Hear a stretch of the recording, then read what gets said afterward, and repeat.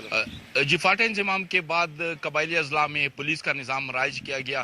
آج اس نظام کے تحت جو پولیس کے مختلف شعبے ہیں ان کی بتدریج تشکیل دی جا رہی ہے. آج ڈی آر سی جو ڈسپیوٹ ریزولوشن کونسل ہے اس کا باقاعدہ ممبران سے حلف برداری کی تقریب ہوئی.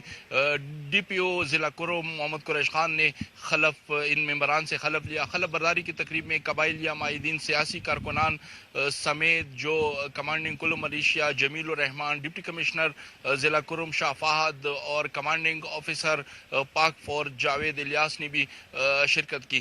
اس موقع پہ جو ڈی پی او ہے انہوں نے کہا کہ معمولی تنازعات ہوتے ہیں جو کہ تانے کے بنیاد پہ حل ہو سکتے ہیں اور فوری طور پہ، لہٰذا ان کے لوگوں کو عدالتوں کے چکر سے اور مزید خوار ہونے سے بچانے کے لیے ڈی آر سی نہایت ایک مفید اور اچھا پلیٹ فارم ہے. اور اس کے تحت تمام اضلاع میں اور خیبر پختونخوا کے دیگر اضلاع میں بھی نہایت احسن طریقے سے لوگوں کے درمیان مفاہمت کی جاتی ہے، ان کے فیصلے کی جاتے ہیں، ان کے درمیان راضی نامے ہوتے ہیں. تو اس کو آج سے ضلع کرم میں بھی نافذ کر دیا گیا ہے تاکہ جو معمولی تنازعات ہیں وہ موقع پر ہی، تانے کی بنیاد پر ہی حل ہو سکے. جی